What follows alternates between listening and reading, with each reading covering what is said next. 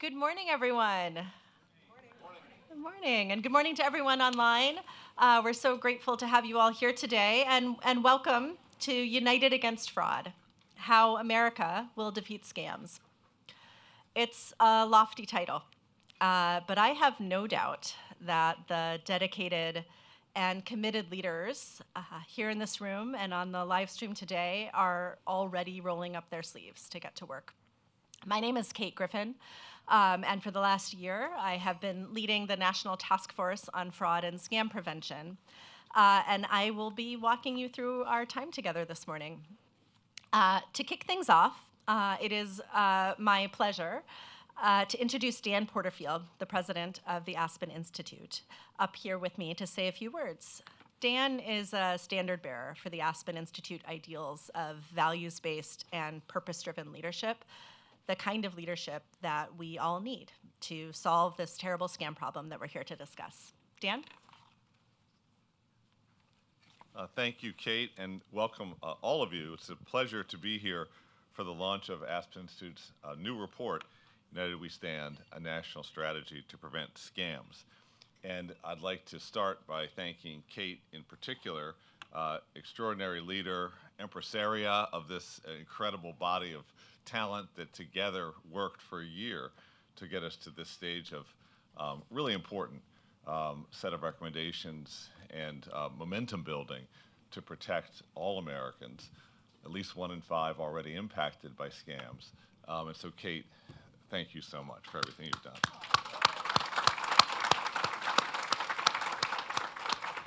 And then from there, I have a huge thanks to our Vice President, the head of our financial security program, Ida Rademacher, and her team, and she partners with a colleague named Joanne to lead in financial security. And a big thanks to many, many, many partners that have been involved in this work in its conception and its design and now in its description. And so let me thank JP Morgan Chase, Zelle, Block, Target, Amazon, Clear, Plaid, and AARP, and of course many others. Thank you all for your support of this. We're also pleased to welcome, although I haven't made eye contact with him yet, one of the Aspen Institute's strongest supporters and partners, Craig Newmark. And Craig, are you here today? There we go. So thank you, Craig. There's nobody I've worked with like Craig, who's been so committed to ensuring that improvements in technology take account for all the things that can go wrong. And so, Craig, thank you, and for many levels of work. The Aspen Institute was founded 75 years ago with a purpose to ignite human potential, to build understanding, and promote new possibilities for a better world. Over the past year, the National Task Force on Fraud and Scam Prevention, convened by our financial security program, has embodied that spirit and in its purpose. By bringing together leaders across all sectors, the task force has fostered dialogue, deepened understanding, and created new possibilities for preventing scams in ways that can both reduce their prevalence and strengthen social trust. We all know the impact that scams can have. No doubt everybody in this room has had somebody that you care about who's been touched by this.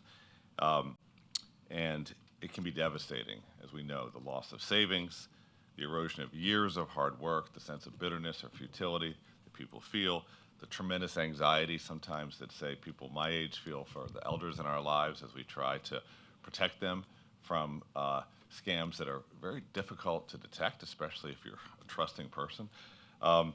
And all of that really undermines the trust we place in the institutions of commerce, of finance, of communications, really the trust of society. If people can't open up their phone and not be assaulted with attacks to take away their hard-earned money, if they feel they can't even do that, how do they trust in the larger society where we're supposed to care for one another? So there's like a symbolism, a moral symbolism to this work that is absolutely profound and ultimately influences whether we believe we can trust other people that we don't know, which of course we have to be able to do if we're going to be the country that we're called to be. So that's why we at the Aspen Institute were so eager to answer this opportunity the way Kate has done. Over the past year, hundreds of leaders, hundreds, have stepped forward to engage this effort. They've contributed. You have thousands of hours of expertise. You've probably commuted sometimes in ways that were that took a lot of energy and effort to even get to the place. You have looked at the problem from every angle, which includes how victims experience scams, of course, but also how the systems fail them, which is harder work. We have to get inside the systems and see them from within, which is always a challenge intellectually. And then we have to think about responses. We can't just describe the problem beautifully. We have to be able to offer hope and opportunity for a better way. This report reflects all that, the outcomes of a tremendous dialogue. It's a launching pad. It's an invitation to greater action. It's a call to awareness. It's a call to collaboration. It's actually a call to hope, I think. You all are the ones that made this possible. You all did a public-private partnership coming together from all different perspectives together to do something that this country needs so much, the world needs. And so from the Aspen Institute, we salute you, we commend your work, we're excited to hear today's proceedings, and I hope that you leave this gathering even more ready to build the partnerships needed to take the next steps, and also that you leave with that lightness of step that comes when people of goodwill put our minds and hearts in motion together for change. So thank you so much for being here. Thank you.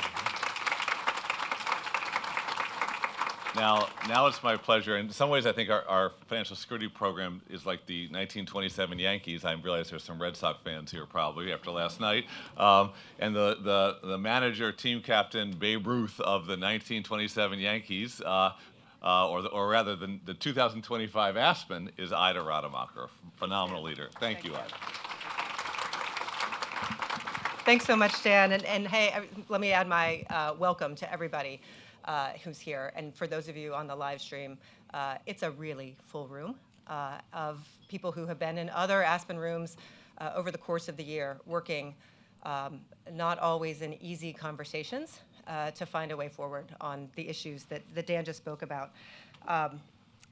Today's launch, I don't want to there's going to be an incredible conversation coming up, but I also want to make sure that people download and read parts of the report. It's 116 pages. It's a great coffee table look for the holidays. You want your family to know about it. I'm thinking it might be part of a place setting at Thanksgiving. Everybody should know about fraud and scams. We care about it at FSP for a number of reasons. As many of you know, a lot of our work has been about wealth and the future of wealth. And it's really hard to spend all of your time thinking about how the functions of wealth in people's lives are so critical to their well-being, and do all the work on the front end to open up those access opportunities, and on the other hand, realize that we're losing $300,000 a minute out of the pockets of Americans because of the way that fraud and scam is proliferating on the rails of incredibly advanced technology. So this report is timely, it's important, and if we do our jobs right, the overall goal of Aspen FSP is to make financial security a top national priority. This is the issue that we'd really like for leaders to not only celebrate the report, but celebrate the actions that we see in the report that need to be taken going forward. That means that that's not just the companies in the room, also parts of government, and as many of you know, there's been over 80 companies and parts of the state and federal law enforcement agencies and locals across the country. It's just been an incredible set of bold leaders from every sector that have been rolling up their sleeves this past year with us. Let me give you a little preview of what you're going to hear, and then I will quickly turn it back over to Kate. But we're going to hear from an impacted victim who is incredibly brave. And if any of us don't step up and do at least as many uncomfortable things as she is doing, then shame on us. I'm excited for that part of our conversation. We're going to hear from some of the leaders that inspired us to say yes to this wrangling, herding of cats in many ways to do this work. We're going to hear from them in the government sector, in the private sector. And again, the whole point here is not just a celebration, but what comes after that Thanksgiving dinner, where you all are going to have this particular report on the side as a placemat, right? There's a one-pager, really, really helps out to kind of make it a placemat, so I'm going to say that. I would be remiss to not be echoing Dan and thanking all of the funders who joined in the partnership in so many more ways than just the financial support of it. And they're shown up here. I want to make sure that our impact partners of the Stop Scans Alliance and AARP are called out in that mix as well. Thank you to all of you for the support and for us and for the team in the past, and thank you for the work that we'll be thinking about doing going forward. Aspen's really thinking hard now about what its best role is going forward. There's so many of you that are already creating your own strategies on this, and we encourage today to be one of those moments when you think even more about what comes next for you. It's my pleasure now to, I guess the last thing I want to say, I get to take one prerogative. I know we're running late. You'll have to indulge me on screen too. I do think that in addition to thanking the rest of the organizations, I want to take the prerogative to thank the team. Yes, it's Kate. She's been incredible, and this is my second time to work with you in a different institutional setting, to watch your leadership grow and your ambition for what we can do in America grow has been really exciting. I also just want to take time to thank the rest of the incredibly talented team here at Aspen that has stewarded this task force. The partnerships over the year, it's the way that it's been, the way they've led with a level of quality and integrity and commitment to excellence, the way that they've stewarded this work has been, I can't overstate what it's meant to watch that and see what a difference it makes in the kind of partnerships we've built. So with that, I want to thank you all for being here, turn it back over to Kate, and enjoy the rest of learning and re-engaging in this commitment myself. Thank you. Can I invite Jackie and Ari to join me on stage, please?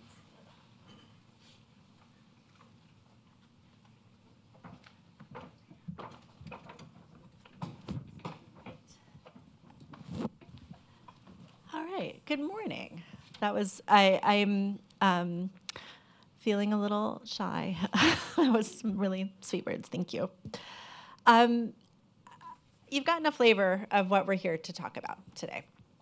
And it's a really, I think, specific and unique crime, one in which sophisticated, mostly foreign actors are utilizing pretty sophisticated social engineering techniques to build trust with victims and use that trust to get them to send money or access to their financial accounts. And we, I think, all know someone who's been affected. In fact, I think it's quite remarkable how a majority of Americans are receiving a scam-related outreach daily or weekly. Got a spam call this morning. And that Americans are asking for help.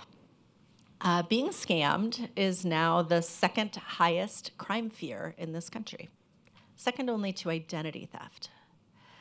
People are more scared of this kind of crime than they are of burglary or violent crime. And a bipartisan majority of US adults say that our government is doing a bad job of handling this. And if that's not a call to action, I don't know what is. But we want to talk a little bit more about what this crime is. So I have two experts sitting here with me. Jackie Crenshaw, to my right. So first of all, her day job is already heroic. Jackie runs a breast imaging center in Connecticut. Ladies, that's your reminder. But she's also here today wearing another hero's cape, that of an AARP fraud fighter, and we'll learn what that is. Next to her, we're joined by Ari Redboard, a former Treasury official, an AUSA who has dedicated his career to fighting financial crime, now at TRM Labs, a crypto and blockchain intelligence company. So we're going to start first, and I'm going to invite Jackie to share with us a little bit more how the scam unfolded. How did you meet this person? Well, first of all, thank you for having me. Again, I am 61 years old. I've been in radiology for 40 years. So I had really, set myself up to retire, 62, 64, or whatever. But being busy, working 10 hours a day, I felt I had everything I needed. I just was looking for someone to share it with. never been on a dating service, not even on social media. All I had was LinkedIn for work. And I think my nieces put me on TikTok for this party I had, and that was it. So I go on this website, and I, don't refrain from saying it's called BLK, which I didn't know a lot about, but it was supposedly geared toward African American dating. So I went on, it wasn't even a week, and I saw a picture of someone, and I complimented about his eyes, and we kind of went back and forth. And even before I start, it's really hard to talk about a year and a half in like 30 minutes or 20 minutes, but I'll try to get to the key points. But this person, we kind of went back and forth. And one of the things that, again, these dating services, which I didn't know about, once you go off the platform, is so important to be careful, because that's where there's no protection. And I didn't know that.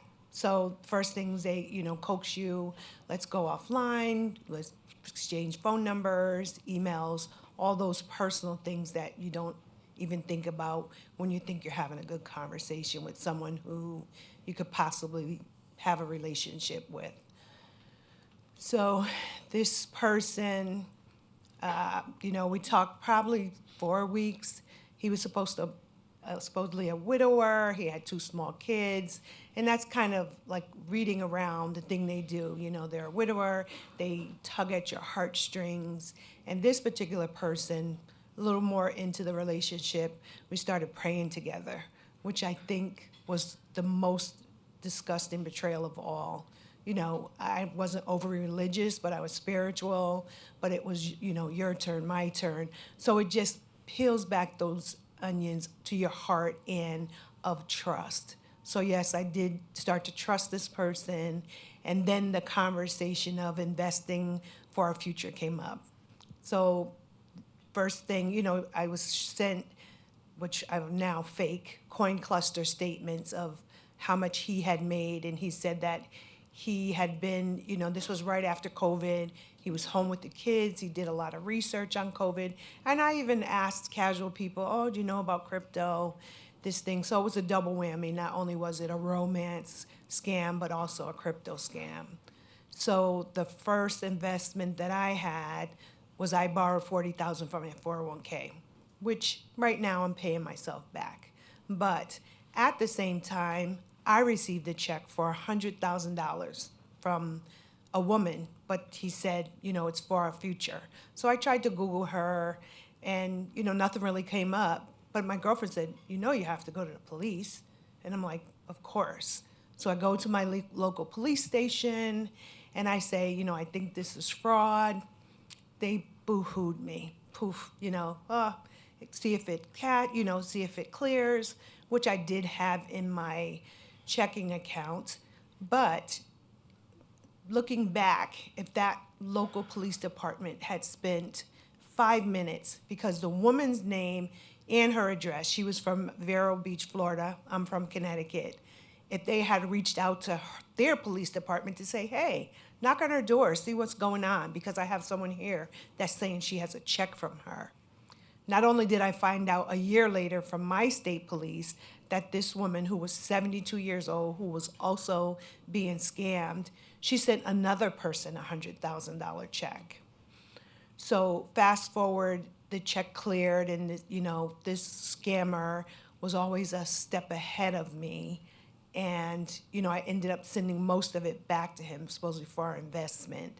So the process, as Ari will talk about, was I would wire transfer the money from my bank account to crypto.com, who then I would buy Bitcoin, and then it would go to an e-wallet. So the e-wallet that I thought all my money was going to was fake. So hundreds of thousands of dollars I lost. And I'm still paying because I owe the IRS, like $60,000. So now I have to pay $700 a month. I took out a HELOC because all of this is, we're gonna have rights to a board on, it was Crypto Alliance or some other name, with all these authentic looking emails and letters that I received, and it was all fake.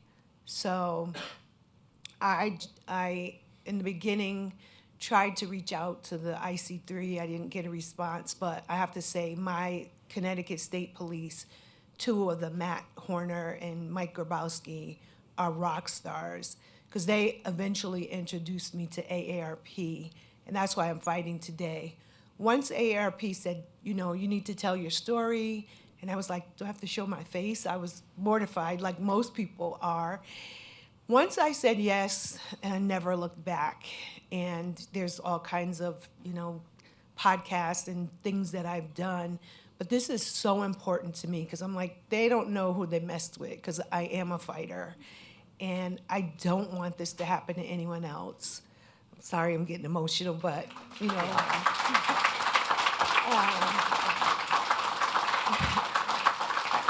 Sorry. I might be a victim, but, you know, I have a lot of support at my work, my family, to know that I didn't do anything wrong. You know, this, again, just what everybody does in their life and who hasn't gone on a site and trusted people. So for me, I feel like I have to speak out and help because we're all in our bubbles. Like I work 10, 12 hours a day. I come home. This scammer even I'd be like, oh, I'm hungry. Next thing you know, there's food delivered at the door. So how could I not say, oh, this person cares about me, you know, feeding me? But we all know, and this is not a joke, Connecticut has the best pizza.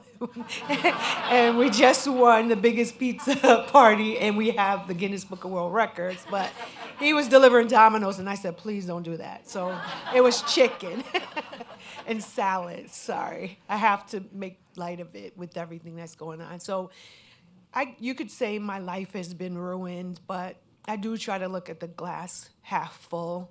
And I don't know, I was chosen to get this message out because, again, and I talked to Kate about growing up in my society or my culture, it's like what happened in the house stays in the house, but I refused. I said, no, I'm not gonna hide within the shadows. And I know there's, you know, a lot of wealth in Connecticut and around New York, and there's people that are mortified and will not come forward and have taken, you know, hundreds of thousands of dollar losses and not reported it. So that's kind of my story. So, you know, the things that the scammers can do, I didn't even know you could put a check against my HELOC and take the money out. So now my home is in foreclosure. I'll probably be homeless soon. But because I have a good job, and I've been a pillar in my community, again, we all know today's October 1st, please get your mammograms.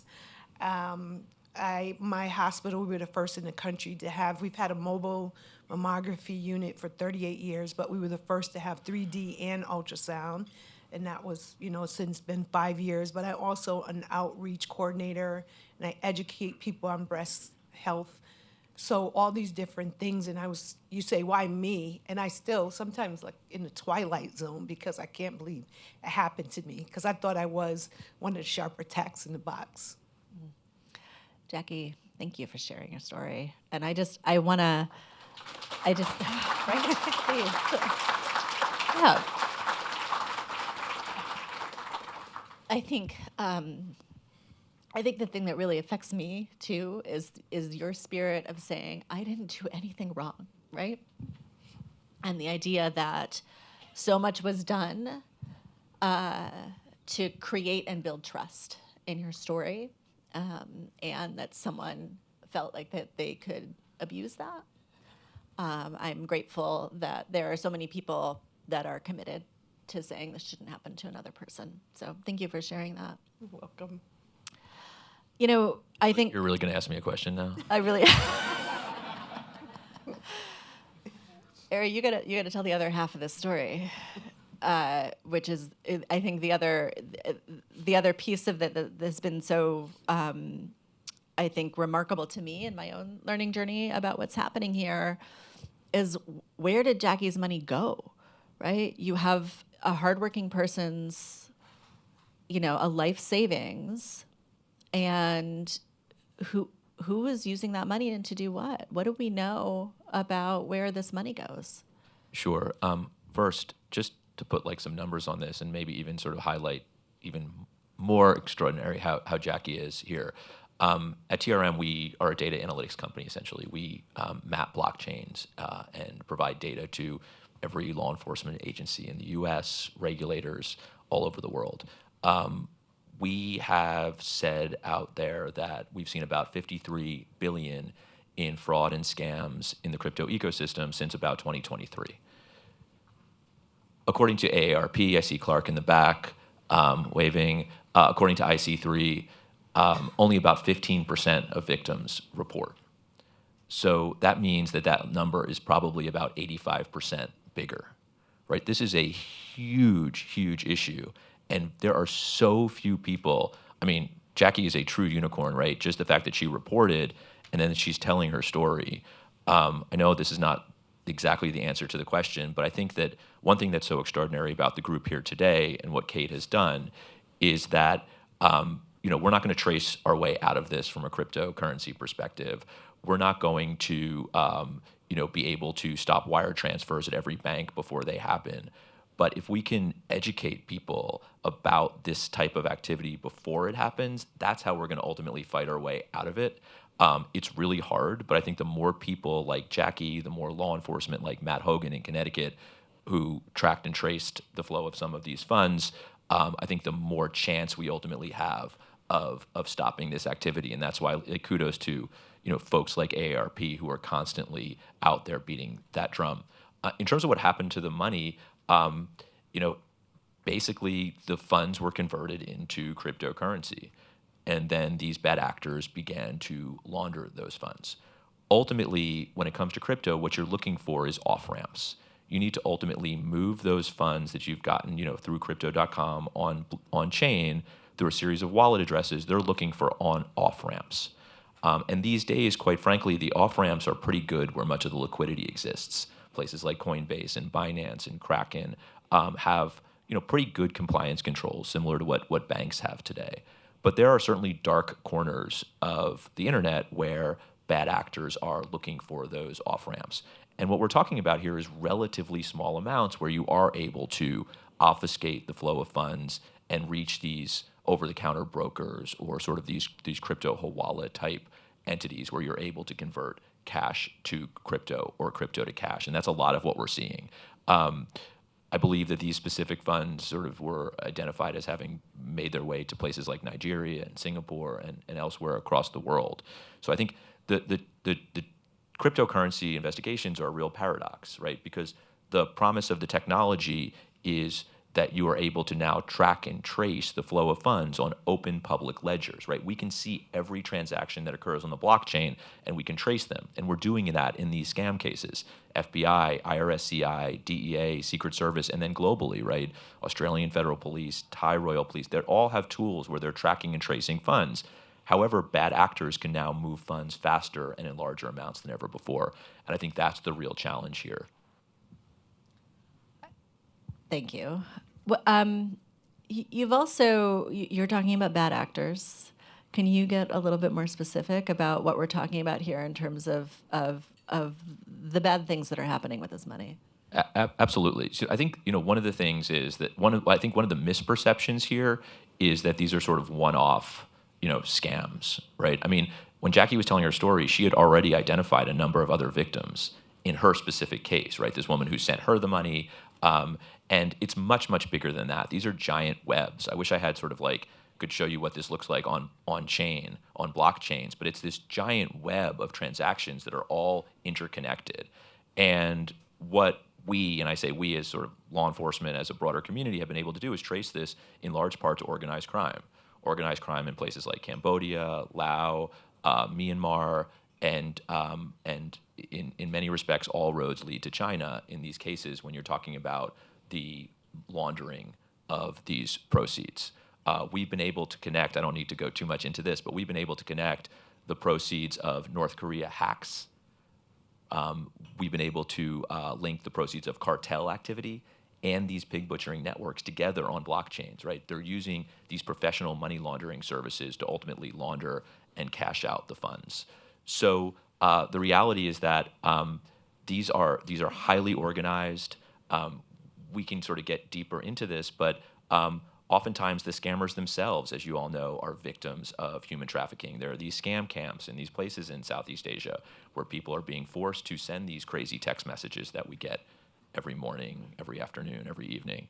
The question is then, what do we do about it? I think that was a great sort of kickoff to this, is like, hey, this isn't just about the problem, it's how we can solve it. And I think education is a huge part. People like Jackie are a huge part of this puzzle. I think the crypto tracing piece is really important because crypto is often the means of value transfer in these cases. But we have to do a whole of government, whole of sort of global government's approach to this, to include using every national security tool that we have in our arsenal. We've seen OFAC at the U.S. Treasury Department. I see a few Treasury folks here today really unleash sanctions on some of these organized groups in Southeast Asia. We've seen FinCEN take action. We need to go after the Chinese banks that are enabling some of this money laundering. We need to use offensive cyber to go after these groups. We need to absolutely use every possible tool in our arsenal. We're not just going to trace crypto and get out of this thing. Thank you. I really appreciate you sort of laying out a roadmap for us here on the way ahead. And I want to make sure I get us a little bit back on time, so I'm going to throw the last question to you, Jackie, which is... Sorry to interrupt Yeah, you, piggyback please. off of him. Please, go for it. So, and on a local level, and with, like I said, AARP is like family to me, both locally and the Washington. We passed the bill, and this was from me testifying in front of our banking committee in Connecticut. There's a bill that in 2026 takes effect that if the government finds that these crypto wallets have stolen money, they can confiscate them because now it's deregulated. And the second part of that law also is allotting funds for education for law enforcement. Because again, they went further into when I first got that check, and they may have known what to do instead of just blowing me off. Thank you. Do you have any other last, I think, words of things that, having been through this experience, you want to encourage all of us to think about in helping to restore trust and prevent this crime? Well, I mean, look at me. I mean, and when I researched and this happened to me, I didn't really see anyone that looked like me. So that's why I felt like I had to speak out. That was one of the strongest things I wanted to do, to say there's no particular look of who gets scammed. It can be anyone. And like I said, I thought I was one of the sharper attacks in boxing. It couldn't happen to me, and it did. Yeah, no, thank you. And the data that we've all been looking at, I think even shows that even more, that it's something that can truly happen to many different people. I want to highlight in the story that Jackie's told us, there are so many different parts of society that are implicated, from the initial site where you met the scammer, or through moving into your email and the use of your phone, the various different financial products and services that you were interacting with throughout that process. And as Ari points out, that then leads straight to very serious national security implications. If we think essentially that Jackie's retirement funds could potentially be fueling drug or human trafficking, right?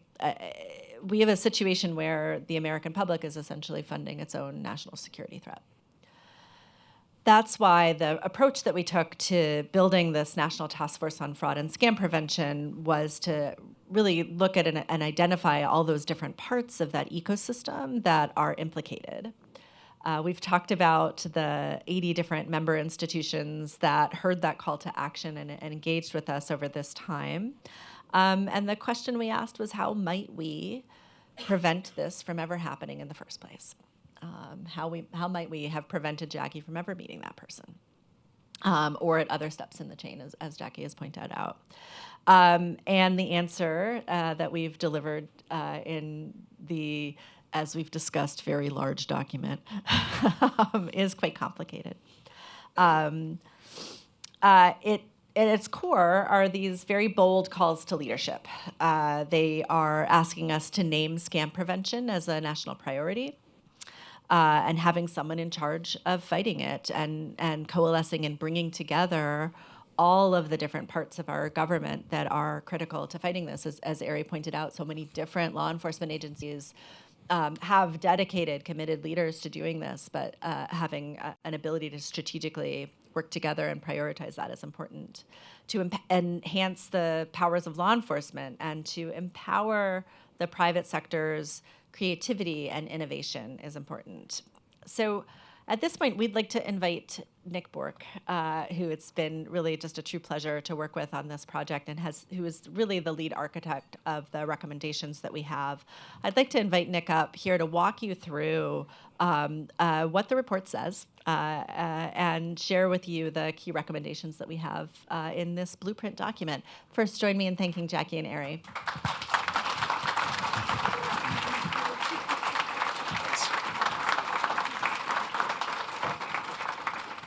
Okay, thanks everyone. So yeah, it's a big report. We're all adults, we can get through it. But I have 8 or 10 minutes to try to unpack it for you. So first of all, let me tell you what the recommendations, what this strategy is really about at its core. It is about prevention. A lot of scams are happening. FTC estimates $158 billion a year. A lot of people affected. We've heard that 1 in 5 adults have already been affected in the U.S. This strategy is first and foremost about prevention, preventing scams. By scams, we mean stopping criminals who are intent on deceiving people into doing things like sending money or engaging in harmful activities. How do we do this? We make scams less appealing. We've heard that scams are part of a big network, a big, complicated, complex network. They are businesses. Scams are a big, booming global business. And so the way that we make scams less appealing is we undermine that business model. We make scams harder to achieve. We make scams less profitable, and we make them more risky. Engaging in scam behavior should be more risky than it is today. How do we do this? Part of it is strengthening the defenses on the platforms in all of the sectors that are targeted or exploited by scammers. So we're talking about telecommunications and messaging platforms. We're talking about digital platforms like social media and paid advertising. We're talking about financial platforms like banking and payments. But beyond those kinds of activities, we also need a whole of ecosystem response. And what we mean by that is, yes, the companies and the individuals involved in the sectors involved, but more focused leadership and engagement from and by the federal government and the law enforcement agencies. So that's what we set out to try to articulate, a blueprint for what that would look like. There we go. Now, I had a look at the report before I came up here, and I did a quick count. There are about 47 recommendations. They're mostly sort of principles-based, so it's kind of like, make it harder for scammers to communicate with potential victims. But beyond those 47 sort of principles-based recommendations, there are more than 100 specific practical next steps and potential solutions. A lot of ideas for experts and practitioners, a lot of folks like you and others out in the world who are trying to prevent scams, a lot of ideas to play around with. This comes from the summary of the recommendations, and I do recommend having a look at it, but this is the core of it, this is the nub of it. For corporations, act boldly and shore up your defenses and get so that you can become better at preventing scams at every stage of the scam life cycle. And I'm going to talk about the scam life cycle in a moment. For policymakers, and in particular the federal government, it's about empowering that kind of bold action. It is about declaring scams a national emergency, a national security threat. It's about declaring combating scams a national priority, and dedicating the resources and taking the leadership steps to do that. So the report, this beast, lays out a lot of ideas for how to do those things. And when you look at this, what I want you to kind of focus on first is there are two basic parts. So the part on the left is the corporate action stuff that I was talking about. And the part on the right is the federal government empowerment stuff that I was talking about. Now, it's not exactly that simple. The federal government has a lot of things on the left side, the action side, that apply to them, and I'll say a few of those in a moment. And corporations have things on the right side too, but that's the kind of basic way that it breaks out. So this is the left side. This is the action stuff. Now, I mentioned the scam lifecycle a moment ago. So if you look at what's on the screen now, this is basically outlining for you the scam lifecycle. So there are recommendations for getting better and having more success at deterrence. So that's things like improving law, and this really is a lot about government and policy. So it's about getting better at improving law enforcement capabilities to do things like seize and pursue forfeiture of digital assets, perhaps as if they were cash. It's about doing more to use our powers to deter cross-border scam criminal activity. Defending is about making it harder for potential scammers to communicate with potential victims. It's about having strong anti-scam policies, yeah, for corporations, but also for customer-facing government agencies like the IRS. They need those too. It's about detection. When there's potential scam activity on a platform, getting better at detecting. And one of the things we talked a lot about over the course of this year-long task force with all these hundreds of experts that were involved is private sector information exchange. Finding ways as corporations to get better at sharing and exchanging information, potential actionable scam intelligence with other corporations, both in your sector and in other sectors. And as government, getting a little bit better at providing some leadership and some safe space for companies to do that. It's about disruption. Have really good, strong policies for taking down potential scam activity when you do detect it, and then fund and pursue those policies. So that's kind of like I know some of the intelligence people like to say the left of boom stuff. That's about suppressing the scam activity. And then you get to responding to scam activity when it happens. So the report mentions a lot of suggestions for that as well. So revitalizing law enforcement reporting, we talked a lot about this. We have some recommendations for basically re-architecting some of the key databases like FBI's IC3 database, FTC's Sentinel database, FinCEN's SARS database, re-architecting them so that they are modernized and ready to take on bulk information and automated information, and so that it's easier for companies to report information to them, and so on.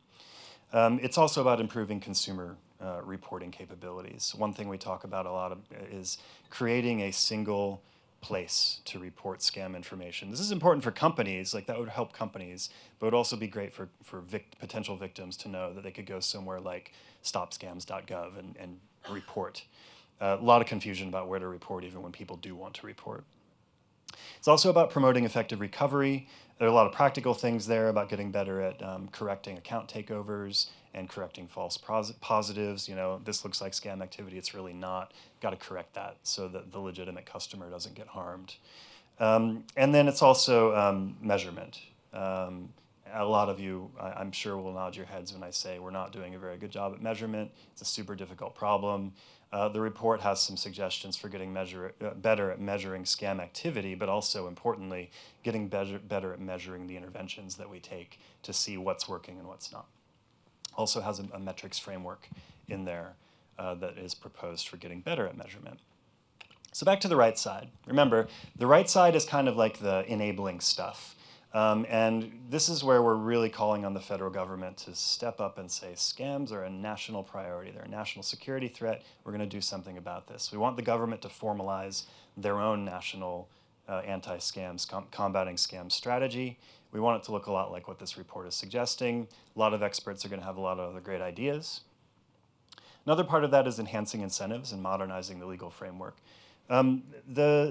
All the organizations involved here have plenty of incentive to fight scams, and we're going to talk about that on one of the panels. They need a little bit more incentive, and frankly, they need a little bit more clarity about what their responsibilities are so that they can have a little more clarity about what the legal safe harbors are for them to act boldly. Oftentimes, you want to be sharing information or taking some kind of action to disrupt scams, but you're not sure if it's legal or if there's a compliance issue, the government can do a better job at sort of just clarifying that and empowering companies to act more boldly. Elevating corporate anti-scam policies is largely about companies, just making sure they have good anti-scam policies for that whole scam life cycle. Investing in public awareness and resources is a lot about making sure that we're using evidence-based techniques to focus on the right messages and the right calls to action. And assessing the potential benefits of a U.S. anti-scam center is about looking at some examples that exist in other countries like Australia and saying, well, maybe should we have something in the U.S. that's not just a single place to report information, but maybe it's a single place to go. So if you're a local law enforcement person and you want to get trained or you want to get some resources, there's a place to go. If the federal government wants to fund more state and local law enforcement training, fund programs that take them to the National Anti-Scam Center and get that kind of uniform centralized resource. I'm going to stop there and ask Kate to come back up.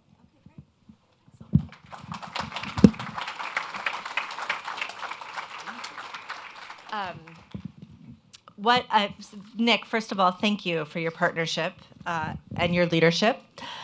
We've talked a lot about leadership already today, and implementing that vision will require a whole lot of it. One place where that action will be required is in the halls of Congress, where elected officials we know are hearing every day from their constituents who have been victims of scams or whose relatives have been affected. And we wanted to highlight today one very promising note on that front, one that it is even more promising because of how bipartisan it is. And so the Stop Scams Caucus in Congress was launched several weeks ago. Aspen FSP, together with friends from AARP and the National Democratic Institute, were there on hand to help launch that caucus. We have invited the bipartisan co-chairs of that effort to share their vision for what they're doing with you all today. Unfortunately, given the schedule in Congress and what they're working on today, they were unable to be here in person, but they have sent along this message for all of us. If we can cue that video. I'm Indiana Congressman Jefferson Shreve. First, let me thank the Aspen Institute for hosting this important event and for launching such a comprehensive task force. For far too long, scams have been largely ignored by our government, leaving individuals and industry partners to fight these foreign criminal organizations on their own and leaving Americans to suffer. It's just time to change that. As members of Congress, it's part of our duty to protect Americans from foreign threats. That requires an all-of-society approach with Congress working to coordinate the federal, state, and local law enforcement as well as industry leaders on the front lines. That's why I founded the Congressional Stop Scams Caucus. Our bipartisan coalition includes Representatives Gabe Amo, Zach Nunn, Jamie Raskin, and myself. We're building partnerships with public and private leaders to coordinate our response. Together, we're figuring out ways to head off the burdens that fall upon scam victims, to give local law enforcement stronger federal tools, and to hold foreign scammers accountable. After listening to Hoosiers Back Home, I wrote legislation to take direct action. I introduced the Stop Scammers Act and the Dismantle Foreign Scam Syndicates Act. Both are aimed squarely at disrupting these networks and protecting millions of Americans from costly, ever more sophisticated scams. Legislation alone is not enough. Your participation is crucial. I'm grateful for what the Aspen Institute has already done, and I'm eager to accelerate our work together. Thank you for your commitment to safeguarding the financial security of our citizens. Now let's work hard to turn back the rising menace of these foreign scam centers. The Aspen Institute's National Task Force on Fraud and Scam Prevention has been a key resource as my colleagues and I have gotten the Stop Scams Caucus off the ground in the House of Representatives on a bipartisan basis. If you're here, you know how widespread and devastating this crisis is. Americans lost an astounding $158 billion to scammers in 2023. It's long past time that we get serious about this. I get spam texts all the time, but the cost of these fraud schemes really came to my attention when one of my constituents was scammed out of her entire retirement savings and then hit with a federal income tax penalty on top of that. I promptly introduced a bill, now bipartisan, fortunately, to fix this problem, to make sure that fraud victims can focus on their recovery instead of going further into debt to pay taxes on money they no longer have that they were cheated out of. I'm grateful to my joint co-chairs, Representatives Jefferson Shreve, Gabe Amo, and Zach Nunn, for focusing on legislative solutions with me to this crisis and fraud. Together, we're gonna stop scams in America. Hi, I'm Congressman Zach Nunn from Iowa's 3rd Congressional District. And while I've served on combat tours overseas to protect our nation abroad, I want to make sure that we're taking care of folks right here at home. And that's why I am proud to lead Congress's Stop Scams Act. Scams that are going after seniors, after our veterans, after every American. In fact, last year alone, nearly 3 million Americans were targeted for scams. Some of them happening overseas, some happening right here in the U.S. And that's resulted in the loss of $12 billion. Now, the threat's real, but together we're working across the aisle with colleagues on the Stop Scams Act caucus, as well as the Aspen Institute. And we're leading real legislation to make positive change, protecting Iowans here in Des Moines, as well as across the country. I'm proud to be leading the GUARD Act. The GUARD Act works with our local law enforcement to make sure they have the resources and the ability to stop these scammers when and where they happen. We're also working on the TRAPS Act, making sure that Americans don't fall into the trap of falling particularly for overseas schemes. This pairs up two great bills to be able to take things both strategically to go after scammers, as well as tactically to make sure law enforcement has the resources our communities need. Thanks for standing up to stop scams and make sure Americans are well protected. Hi everyone, Congressman Gabe Amo here. Although I'm not able to join you in person, I wanted to give a big shout out to the Aspen Institute for launching the National Task Force on Fraud and Scam Prevention. I can't underscore enough the importance of a unified national strategy to protect Americans from scams and fraud. They're violations of trust, of dignity and security, and scams are on the rise. And scammers, we've seen target my constituents in Rhode Island. Rhode Island is one of the 10 states that saw the largest increase in elder fraud between 2022 and 2023. That harm to Rhode Islanders is simply unacceptable. And it's why I'm proud to serve as a co-chair of the bipartisan Stop Scams Caucus with Republican Congressman Jefferson Shreve and Zach Nunn and Democratic Congressman Jamie Raskin. We're working together to protect Americans and hold scammers accountable. I'm also introducing legislation that would empower state and local law enforcement to create dedicated task forces to combat scams targeting our older Americans. Together, we truly can protect our seniors, our families, and our communities. Thank you to the Aspen Institute for leading this charge, and to everyone here for your commitment to justice and prevention. And together, we can stop scams and scammers in their tracks. It's really, I think, truly remarkable and quite wonderful to see that this issue is one that really matters across both sides of the aisle. I'll say, too, that having worked with the staffers in these offices, they truly understand the complexity of this issue and are excited to leverage a caucus such as this to think comprehensively about a policy agenda that tackles the full array of things that Nick laid out in this blueprint. So thank you to the staffers that we've been working with. And I can't say this enough, how many dedicated public servants across more than a dozen federal agencies worked on this issue with us, provided time and expertise over the last year, and we're really looking forward to continuing that momentum with this administration and those staff as we move this work forward. But that bold call to leadership also continues in this room today. And so we have two panels really next to round out our time here today. We wanted to share with all of you what we've been hearing when it comes to actions that the private sector can be taking, is taking, should be taking. Nick underscored the necessity of strengthening incentives for private sector action and modernizing the legal frameworks for doing so. But what is the current state? How do business leaders think about their own imperatives to action, and how do they approach collaboration for effective scam fighting? So I'm going to invite Nick and a wonderful set of expert panelists up on the stage here to share with us some of their thinking on that effort. And just a note to all of you, we've been told it's hard to hear in the back, so hold the mics close. Thank you.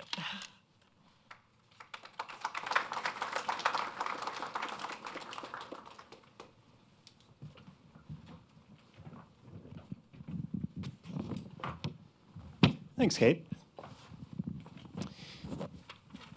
Okay, so this panel is the business imperative for collaboration.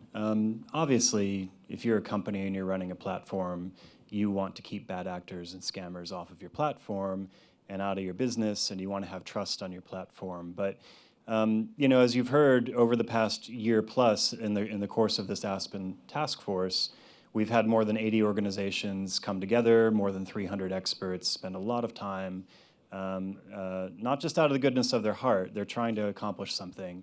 And what this panel is about is, you know, what is the business imperative for stopping scams and for collaborating with one another and with the government to stop scams. And we're very fortunate to have representatives from Zelle, JP Morgan Chase, Verizon, and Google, respectively, to join us to talk about this.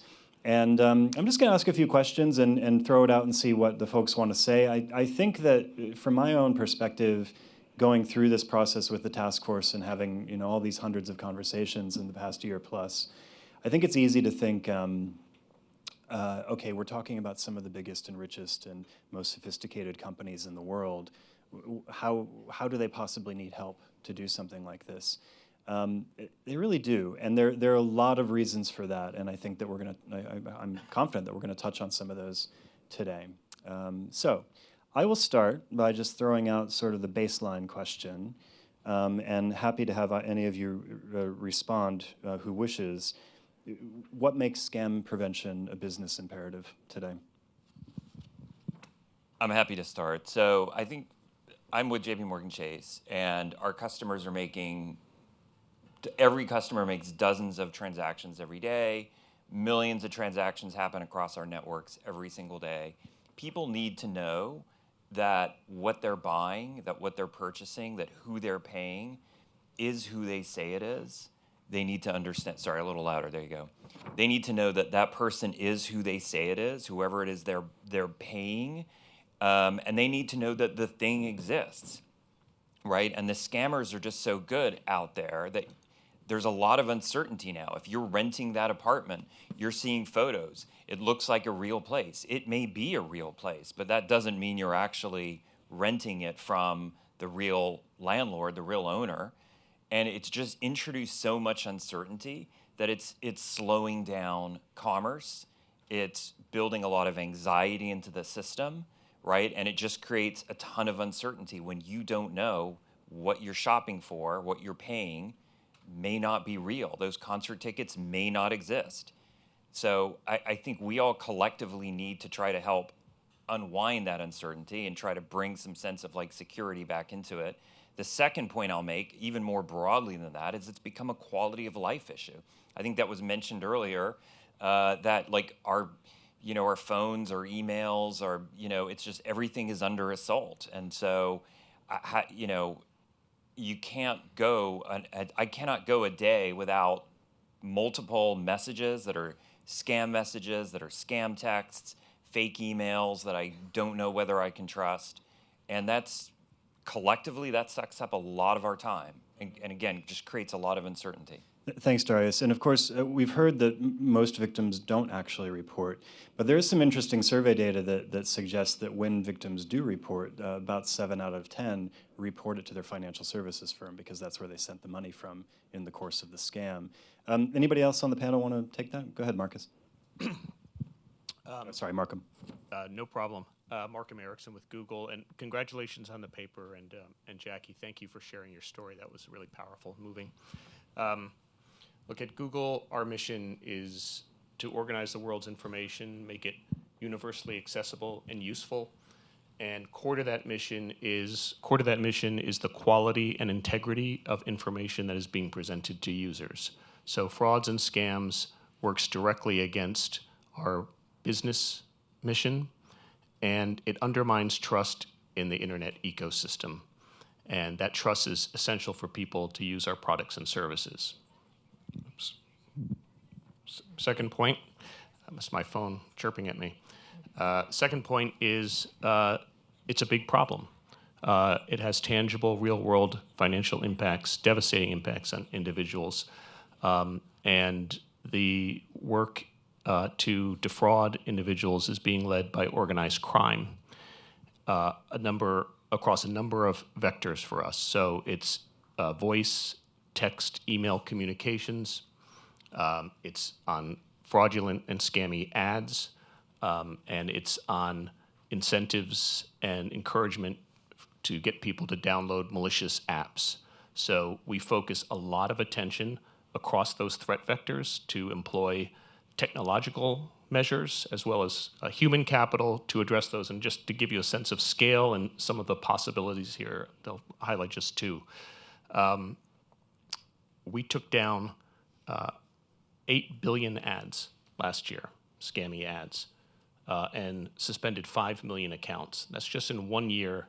Many of those ads never reached consumers because we were able to stop them before they were published. And last year, when we saw an increase and a rise in public celebrity endorsement ads, scammy ads, we changed our policies and we directed resources to address those, and we saw a 90% reduction in those kind of ads on our systems. So that's just in the ad space. Behavioral manipulation around voice communications, text communications, email communications, really hard to stop. We can employ AI to stop some of it before it happens, but some of the things that we're working on, if you have an Android phone, for a long time now, it'll identify what it thinks might be a scammy phone call. And just this year, we introduced on our Pixel phone, and it's opt-in, an anti-scam service that will monitor text messages and phone calls in real time, and it uses AI to find patterns in those conversations to alert the recipient of the phone call that this might be a scam conversation. And our research is showing that that does a couple of things. One, it highlights to the individuals to be aware, to be on guard, and it's shown a meaningful decrease in people falling for those kind of activities. So it takes a lot of resources, but there's a lot of threat vectors, and the fact that organized crime is spending so much time and attention to this makes this an all of society problem, and all of society solution needs to be thrown at it. Thank you, and thanks for those examples. It's great to hear about some of those examples where we've had success. I think a lot of us in this room probably know that companies have entire departments that are dedicated to detecting and stopping fraud and correcting problems with financial crime. They spend a lot of money doing that. I want to pivot a little bit to the collaboration component of this. So companies have been facing these kinds of problems for a long time, and I just said they're spending a lot of money, and Markham has suggested some ways that there have been big successes. But the scam problem is a little bit different than somebody hacking an email account and getting in and doing something nefarious. It's a little bit different than stealing a credit card and going and running to a bunch of stores. Like, we're good at stopping that kind of stuff. This is different. This is organized, transnational, criminal business. So does anybody have any examples of how collaboration with other companies have helped you get sort of bigger, if you will, in your knowledge and your ability to fight these kinds of scams? So I can take that. I'm Denise Lienhard. I lead the team at Zelle, and our parent company is a company called Early Warning. And Early Warning was actually founded 35 years ago when financial institutions came together and said, hey, we're better together in order to combat things specifically at that point around fraud. And over the past 35 years, we've really advanced our models to even get better and better in order to make sure that we're taking as much fraud and scams out of financial services system. But the only way that we can do that is we've brought together hundreds, thousands of financial institutions to be able to share that data to take bad actors out of the system. But in order to even take this to the next level, we need that collaboration. So we can't do this alone because we can't actually see the crime. So we can't see when the spam is happening or when that fraudulent text is happening or when that puppy on social media is being sold and that puppy doesn't exist. So it's really that we've worked together really well to have our signals across financial services, but now we need that collaboration across industry as well as legal entities and government in order to really get after this together. Great, thanks. So fake puppies, fake pickup trucks, scammy activity. So play that forward a little bit. Like, have you been involved in instances where, say, a social media company might alert you, like, hey, we're seeing 1 million of the same puppy, we think it's fake, and maybe alert your users who are getting there? Or if you haven't seen that, what might that look like? Yes, so I think that, again, like this collaboration is just in the beginning state, and so we're hoping to get there. What we have really seen that it has worked well in the past is that we have worked with federal and even local entities on the government side to stop things like organized crime, as well as even help with kidnappings. So we have the ability to take the information that we have in order to be able to act and bring criminals out of the woodwork. Great, thanks. Can I just jump on before I hand it off to you? Just following that, and EWS has been a great partner for us. But as an example, there's a couple different ways that, scammers kind of get in the system, right? One of which, of course, is that the thing you're buying doesn't exist, that whatever the fake Taylor Swift concert tickets. But another aspect is that you don't know who it is you're actually paying, and that's where EWS has been a great partner. This is where information sharing and better information sharing really steps in. So that information sharing has enabled us to, when you enroll someone new in Zelle, there's now a feature called Enroll in Zelle, which is pushed out, and so people are actually like validating their identity. If you've recently signed up for Zelle, you've probably seen that, or at some point it was pushed back out to you, so that we now know, we have certainty that you are actually paying who you think you are through the Zelle network. So that network is helping the individual bank kind of understand the credentialing of the recipient of the payee. Exactly, and that information sharing, and it's brought down the number of imposter recipients by 81% in a very short time. So that's an example, I think, of where this quick information sharing has really helped. And I think that that's also the example of the partnership within the network across financial institutions and just being better together. Great, thanks. Keith from Verizon. So, hey, as representing a telco, right, we, like it or not, are part of the attack chain, right? So unfortunately, like the ultimate destination being a bank, we are part and we're responsible for doing that. We've had some really good success, like working with our financial partners over very recent times to basically share information and ensure that we're preventing the robocalls, the scams, et cetera, that are coming through our network. But it requires partnership. And the call to action that I'm going to throw back to you, Nick, is really we have concerns about data share. Privacy is obviously a very, very important issue, but we frankly have a lot of caution. There's no clarity from government and regulation that allows us to get ahead of this and share that information to effectively combat the scams together. I mean, just to put things into perspective, I talked to a colleague of mine about a week ago, and I said, hey, you monitor the network, you monitor the wireless network, how much traffic are you blocking? Right? He's not responsible for all of it, but as you can imagine, wireless voice, we're talking 10-figure sums of traffic here. And he said over 10%. Now, not all of that is scam. There's a lot of junk in there as well. But it just goes to show the volume of activity. And we can't get ahead of it. We can't demonetize the problem if we can't share information collectively to address it. So this is an issue sharing among other companies, but also with and between law enforcement agencies. So let's say that at a telco, they got some sense that some actionable scam intelligence that there's this network of telephone numbers associated with a transnational criminal organization. Could you send that file to the FBI? So we do work, if you're going to what happened last week. No, I'm not. But what I'm getting at is, what are the barriers if you want to share information with law enforcement to say, like, hey, we think something's going on? Is it just simply a matter of sending it to them and everything's great? or are there some challenges that you need to overcome? There's even challenges there, and I would defer to my lawyer colleagues, and we typically will ask for a subpoena, right? We want to make sure that we are clear and we are covered from a regulatory perspective. But I think it's even doubly so, just going back to the industry partners collectively. Like, we know who's been targeted from a number perspective. You know who that person is on the end that's got a pending $20,000, $100,000 transaction. The intelligence is there to block it, to prevent it, to demonetize it. We just don't have clarity on how to best do that. Great, thanks. So that's a good example when we're talking about sort of like clear legal safe harbors for enabling bold action. This is the kind of example of something that we're talking about in our recommendations.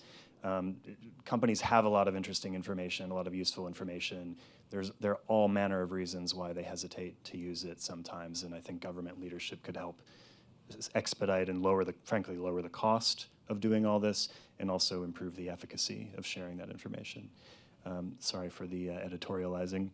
Markham, did you want to add anything to that?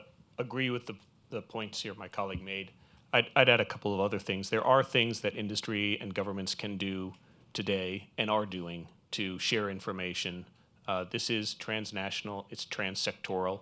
As someone pointed out, no one has perfect visibility over the lifetime of a fraud or scam from inception to execution. So it's imperative that we all work together. Last year, we co-founded something called the Global Signals Exchange. So there are 30 members in that organization today, just 30 members, but we have over 400 million signals in a database that is hosted by Google. And those are things like URLs and phone numbers and other data.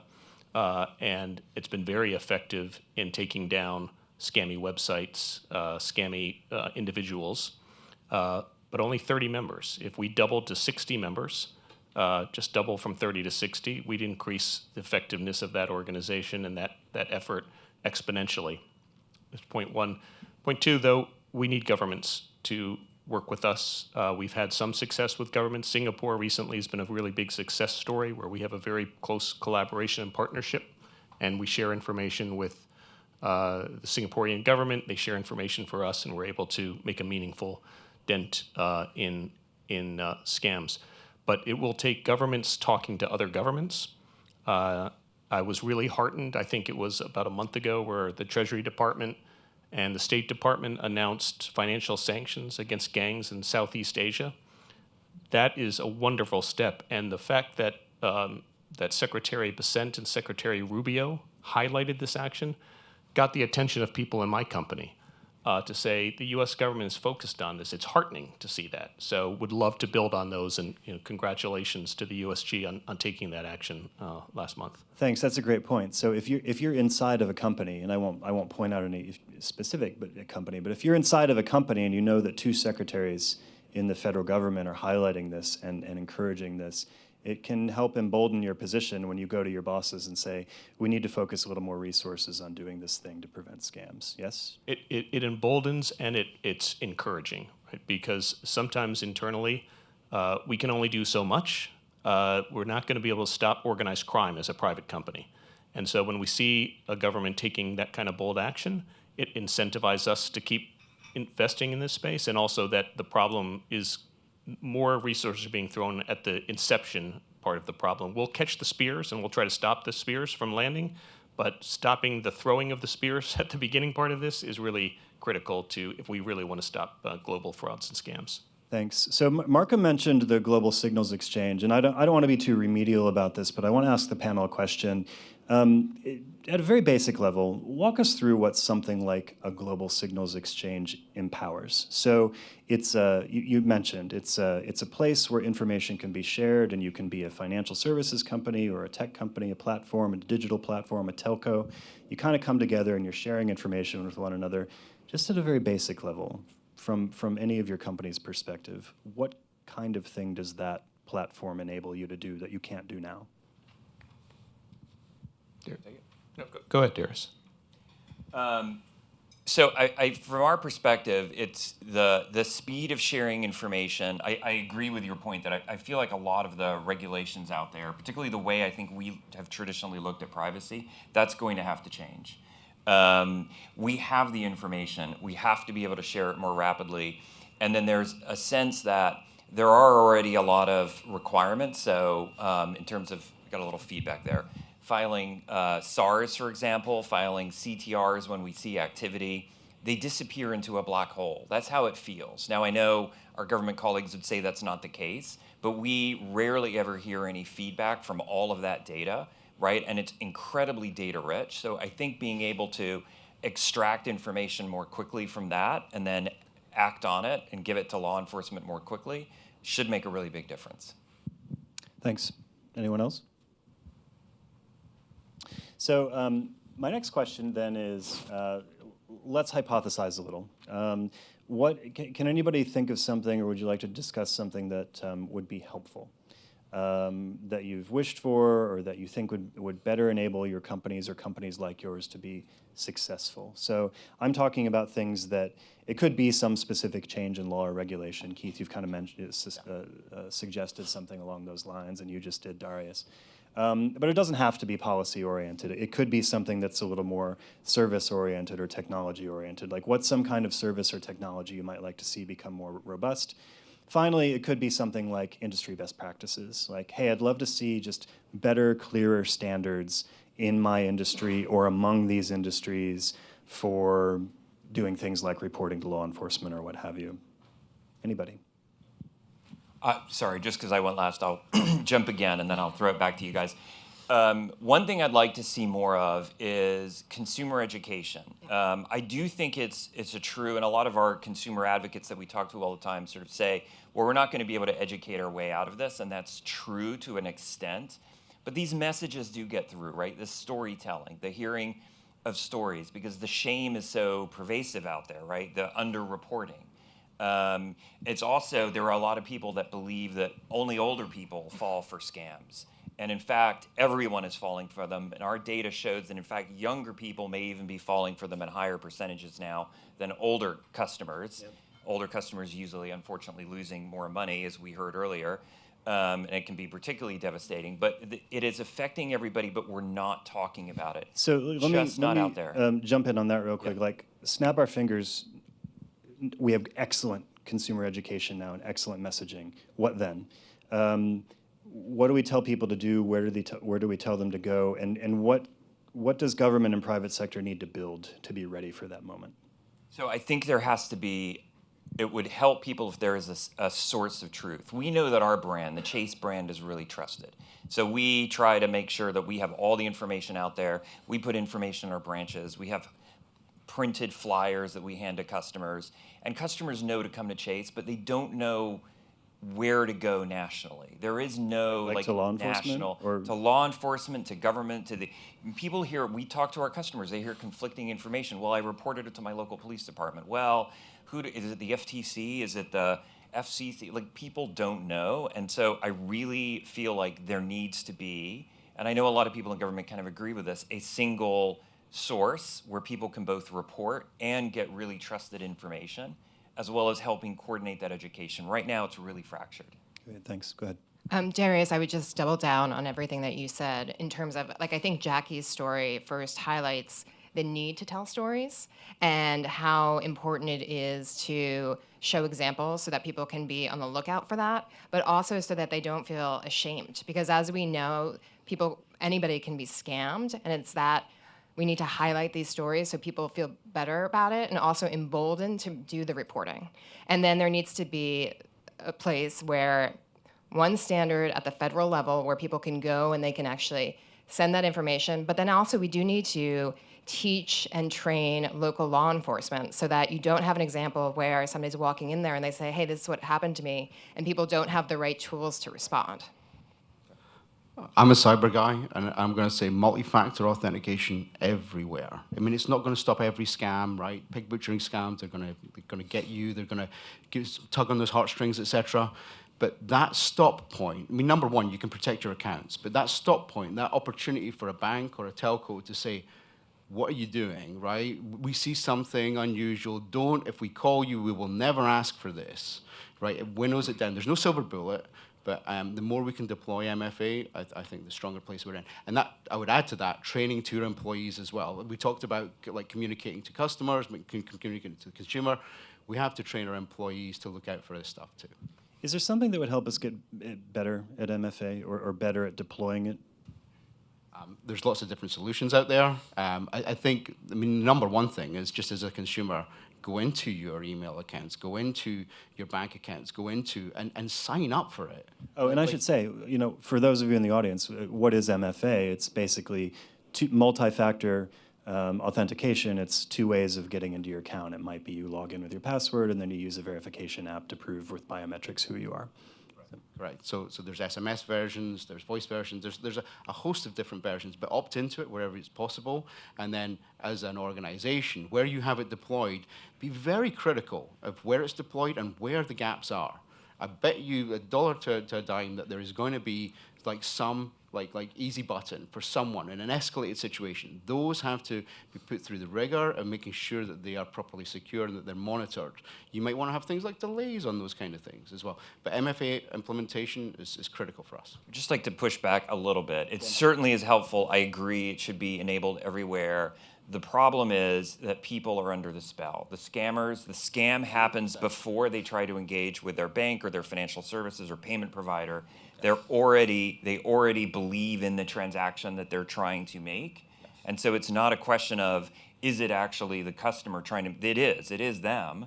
They just believe they are paying for concert tickets that don't actually exist. I'll push back to your pushback, right? So no, I agree with you, and that was my point about like when it's a longer term scam and they're invested and they've taken the time. But for those blast scams, for those scams that are just hitting like broad brushes of people, hey, you have a pending charge at X, right? It really does help them. Moderator's prerogative. Go on, please. Verizon's having an interesting argument with Chase right now. How could this happen at a big level? How could Verizon have this conversation with Chase every day when Verizon says, I think there's a problem here, and Chase says, thanks, we're going to do something about it? How could that happen? By the way, we don't actually disagree. I mean, I completely agree with your point on MFA. Collaboration. Right. The fact is, I was just trying to highlight, like it just goes beyond a lot of the technological fixes. 100%. Right. A lot of this is happening because it's psychology, it's manipulation. It's you get people to, oh my God, this is a great job offer I have on a job site. This is, I have fraud on my account.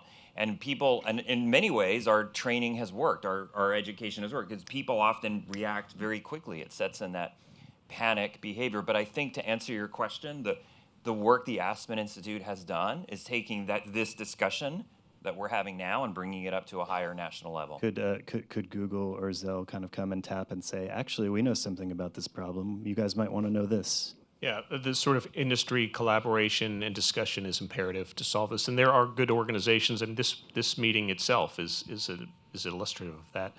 I mean, I'd say two things. One is companies in the technology sector need to invest to do what they can to stop frauds and scams, and I think across the industry, it's been lumpy. Not every industry actor is investing the way they probably could and should. Just a very optimistic view on this. Scammers, yes, are using increasingly sophisticated tools to engage in their criminal activity. The way to defeat that is with increasingly sophisticated technology on the defense side.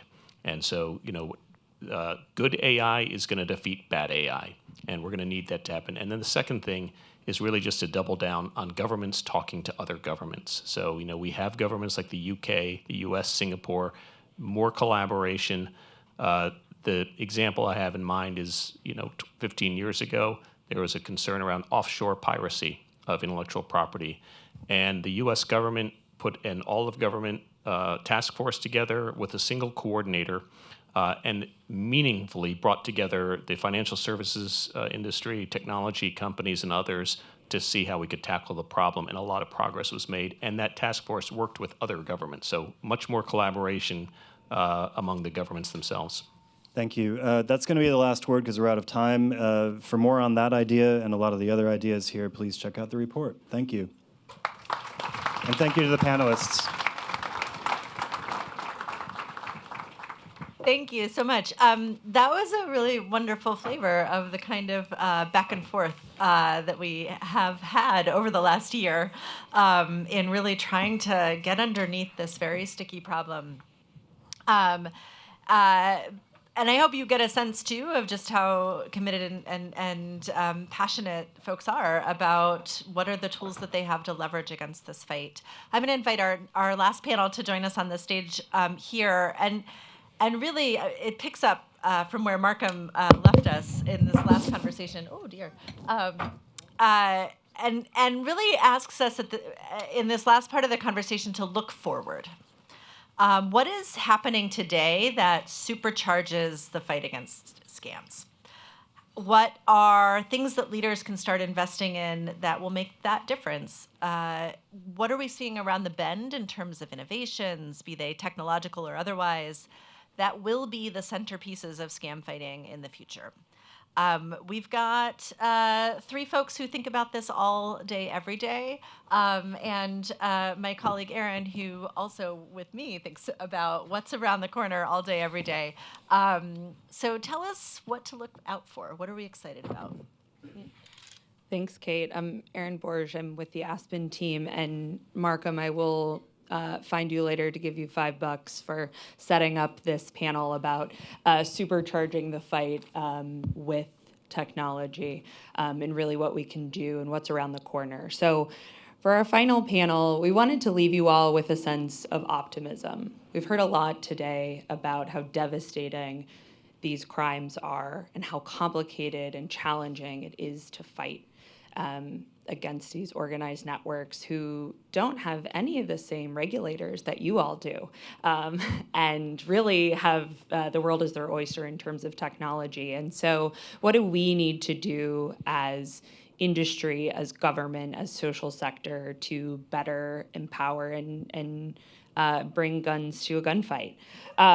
So I'm so thrilled to have on stage leaders from 3 companies who are really thinking about leveraging technology in the fight against fraud and scams, and particularly to end this conversation today with an emphasis on prevention and really stopping scammers before they ever reach consumers. And so we have 3 leaders here who all sit in really different parts of this ecosystem, joined by Plaid and Clear and Match Group, who will tell you all about the great work that we're going to do. So let's just start and go down the line. Would love for you to introduce yourself and tell us who you are, what you do, and share a little bit more about how you are leveraging technology to safeguard your part of the ecosystem.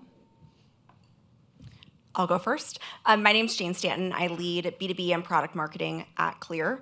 The way that I was chomping at the bit to get up on stage between Keith and Darius when they were going back and forth about MFA, what we're really focused on is identity. We think that security starts with identity. We feel really strongly about moving beyond device-based verification and into person-based verification, and excited to be up here and have that discussion with you guys. Hey everybody, I'm Yoel Roth. I lead the trust and safety team for Match Group, which is the parent company of Tinder, Hinge, and dozens of other dating apps used by millions of folks around the world.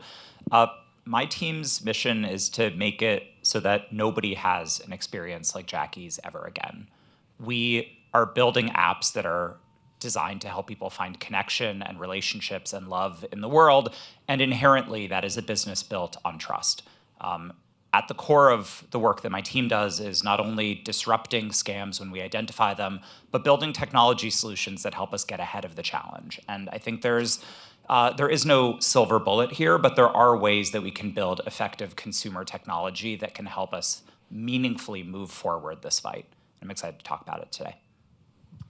John Pitts, I'm the head of industry relations and digital trust at Plaid. We are a financial data network. Our role in this is, we've already heard multiple times today about all the different silos that information is in and how hard it is to see across those silos. We help connect those silos together so that industries, companies, consumers can get a full view of their financial picture. And it is amazing how much leverage you get out of that full view when what you're trying to do is attack the scammers who also have a full view of your financial profile and are using that to try and exploit you and separate you from your hard-earned money. Thanks, John. We'll continue with you. In our prep call, we talked a little bit about what makes this so challenging, and I believe you have an elephant metaphor. Yes, the five blind men and the elephant, right? Which most people here have probably heard. You know, what does this animal look like? One person is touching the leg and it says, this animal is a tree trunk. Another one touches the trunk and says, no, this animal is like a giant snake. And they're all partly right, and they're also completely wrong, right? And I was struck, Jackie, when you were talking about, like, your scammer knew all of the different parts of the scam they were running against you. And everyone you went to for help only saw a tiny part of that scam. And the tiny part they looked at looked really legitimate, right? When Zelle sees a transaction, when JPMC sees a transaction, that might look like a completely legitimate transaction because you're missing all of the additional context on what happened on the dating app, what happened when you left the dating app and suddenly you're communicating on Telegram or something else, what happened on the crypto account. All of those pieces need to be visible in order for you to understand and protect your customer from the harm that's being done to them. And the reality is we live in a five blind men and the elephant world right now, mostly in financial services, and especially between financial services and non-financial services company.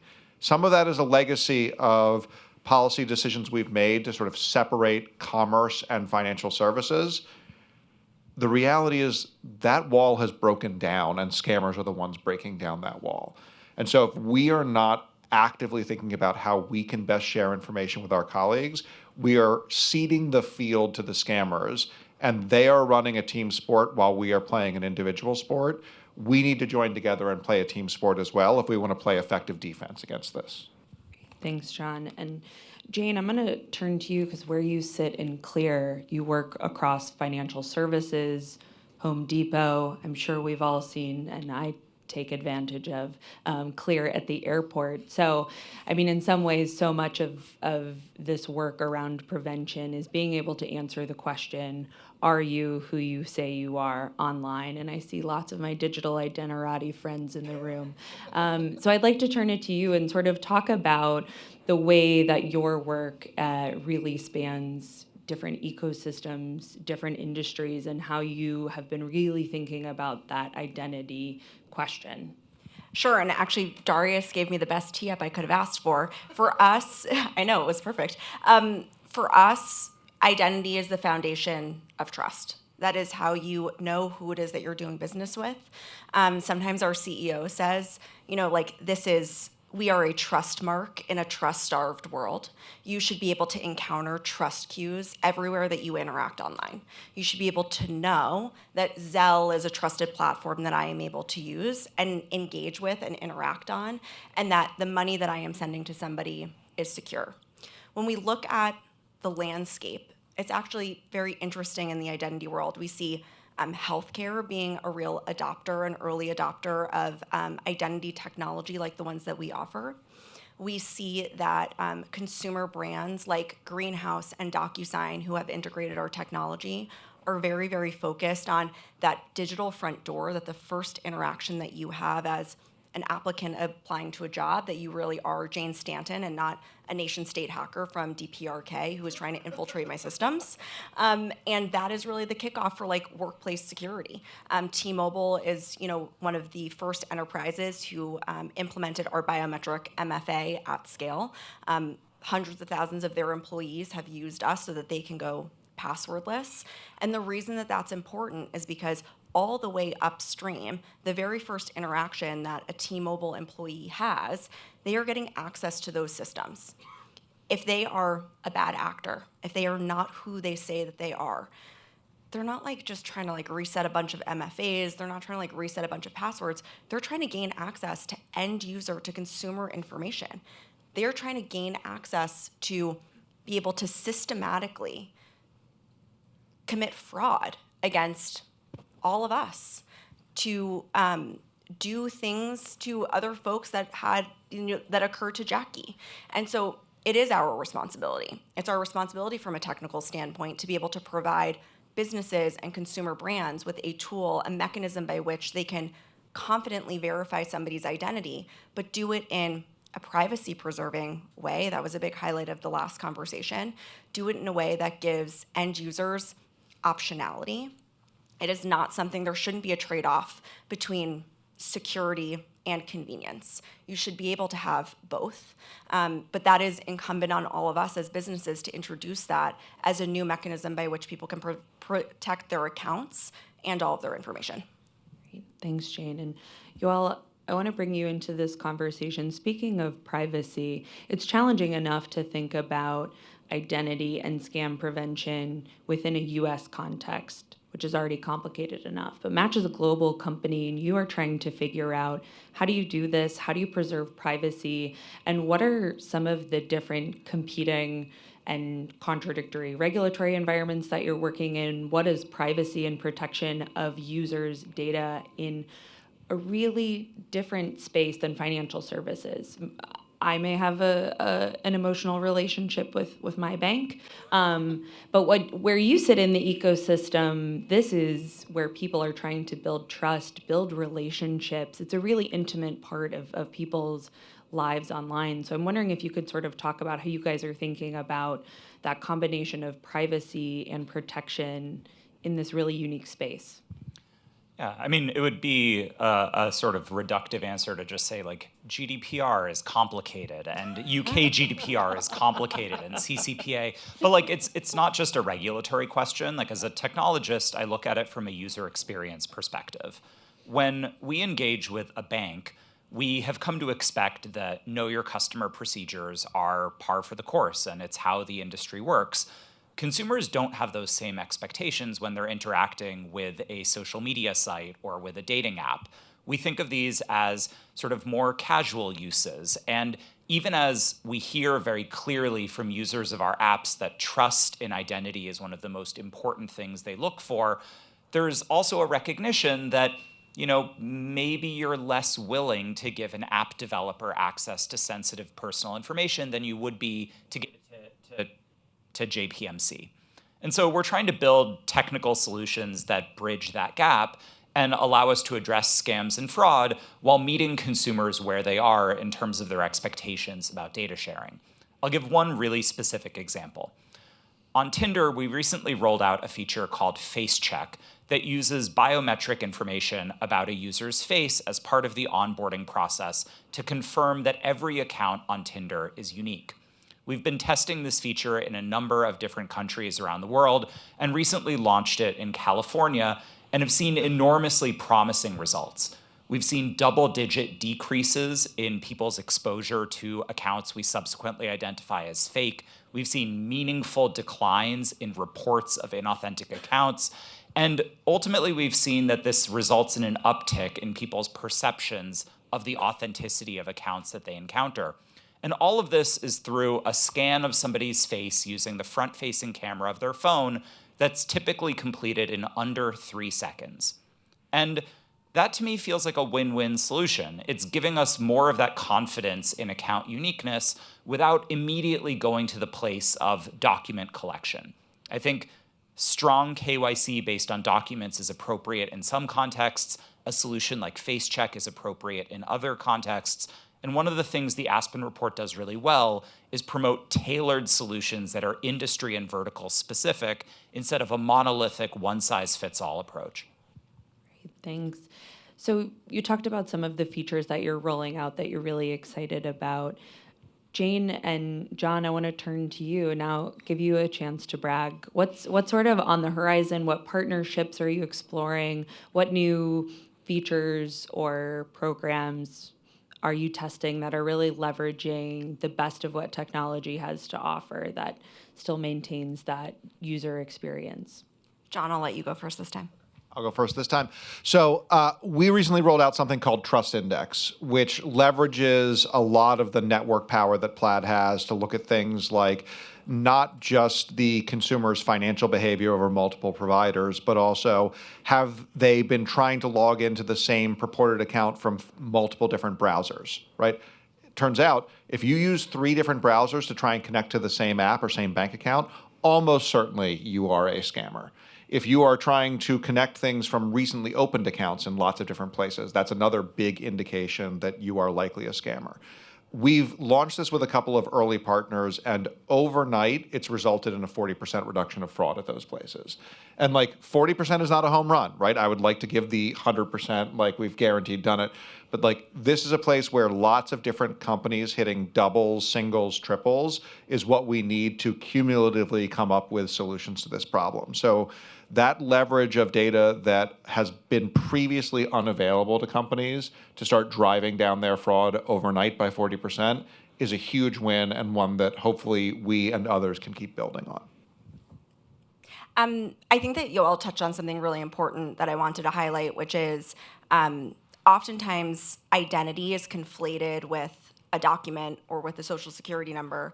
A document is not an identity. And so I think that that's really important when you think about how do you manage the friction and experience that somebody will encounter when they're going through, a specific end user experience. And so for us, something that we're really excited about is in the healthcare space, for instance, IAL2, which is one of the NIST identity standards, is a requirement for several different use cases. And so we have a platform that draws on hundreds of optional signals that people can use to build the identity stack that meets their business and compliance needs. So when you think of somebody like healthcare, we've got you covered on IAL2. If you are instead verifying your identity on LinkedIn using Clear, the tech stack that is used by LinkedIn is a little bit different because they don't need that same level of fidelity.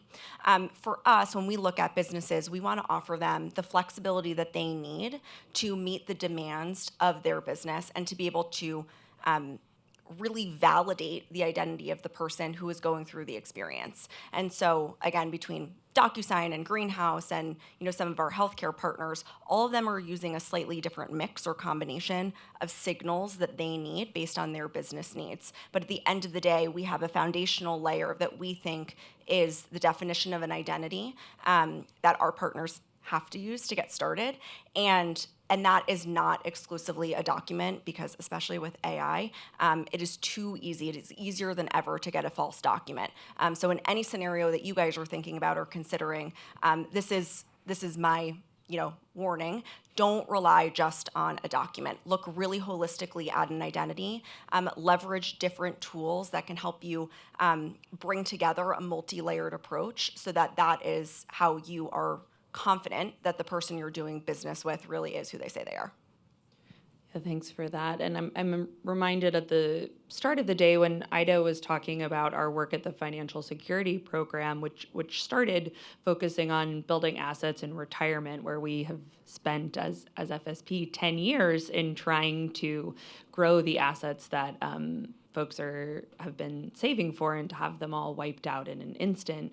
I think I'm reminded when we're talking about adding in layers of protection to make sure that we are really thinking about a layered approach that is flexible and fit for purpose, so that in our other hats that we wear at FSP, that we do not, as a byproduct of doing fraud and scam prevention, exclude people from our systems, from our financial services. I was on a call weeks ago and someone was like, huge news. We were able to block 100% of scam texts on XYZ platform in XYZ country. And oh, by the way, we blocked 100% of all texts. And so how do we better leverage tools that exist and really take advantage of this moment in technology where we are not reliant on a photocopy of a driver's license that are input into these systems? So if you guys, I'm going to turn in a minute to ask for some advice and for us as FSP and members of this task force. But before that, I wanted to see if there are any parts of the tech stack that you are particularly optimistic about in terms of scam prevention, some possibilities that didn't exist even 10 years ago. I think one of the biggest improvements we've seen in the space has been increased collaboration both within sectors like social media and tech, and then across different sectors. And I think this is an area where, having worked in trust and safety my whole career, I've really drawn inspiration from financial services and from the financial sector, where companies that are fundamentally competitors nevertheless can effectively collaborate to combat scams, fraud, and security risks. And I'll give one example of a success story that we've already seen within the social media and dating space.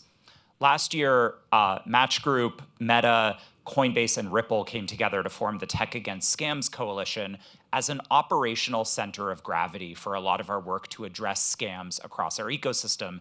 It's a recognition that the scams impacting consumers may begin in one place, but very quickly move across a number of different services. And through those collaborative channels, we've already been able to effectuate meaningful interventions. For example, my team at Match Group identified on a social media site a number of groups offering what they called dating support services, which sounds great. Everybody could use a little help in their dating life. But it turns out that these groups actually were a place where scammers were selling fake accounts and offering a marketplace for carrying out fraud and scams on dating apps at scale. We were able to report these groups to a social media company, and not only were they removed, but that company, through Tech Against Scams, were able to share back with us that they'd expanded the network of groups that they identified from the 50 or so that we reported to several hundred, and were able to aggregate signals from across our respective platforms to address this inauthentic behavior more comprehensively. Again, that type of collaboration, which has been common in some industries, is quite new in the social media and tech space. It's an area where I think the Aspen report correctly calls for better regulatory cover for companies to be able to engage in this information sharing. That's a theme we've touched on already today. But it works. It works at a small scale today, and it's one of the things that I've seen be most effective and where I'd really like to see industry continue to invest in the future. Thanks, Yoel, and I'm so happy that you brought up feedback loops, because that is the one buzzword on my event bingo card that has not come up yet. And I'm wondering, I mean, if any of you want to take this, or if Yoel, you want to follow up. I think the information sharing is a really critical part of it, but it's really hard to continue to push for investment and support if you do not have the feedback loop back to the institution or law enforcement that you shared information with to know whether or not that information was useful. Did it result in any takedowns or prosecutions? And what type of data was not useful? And we are starting to see, I think encouragingly, lots and lots of sharing in one direction. But I think the more that we can build in feedback loops to justify resource allocation within company, within industry, and also to law enforcement to say, as a result of you sharing this, we were able to do this number of takedowns or catch these criminals, I think is really important to the ecosystem and will help improve the quality of the signals that are being shared, as well as giving you all a sense of where you need more, better, faster, and what's actually turns out to not be that useful of an indicator. So if anyone wants to jump in on that, please let me know. But otherwise, Jane or John, what technology is exciting to you?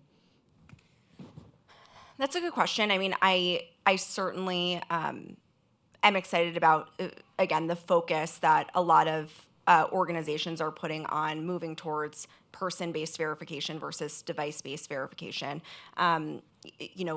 Too often I see an over-reliance on the device. Like, the device in hand is the one that has access to something versus the person being able to access, the various different systems, data, and control. And so one thing that I've seen, like, this is less tech, but it is more kind of info sharing, is that I have found the CISO community to be one that is extremely collaborative. Our chief security officer, John Schlegel, he and his colleagues across industries are ones that work really closely together and are great at identifying best practices and helping to kind of be much more forward thinking than I think any of us had to be 2, 3, 5 years ago. And so that is, one area and one community that I hope, some of those other centers of excellence do so similarly, because I think that it has been really helpful in building up more of a moat for all of the businesses that we work with and consumers that we engage with.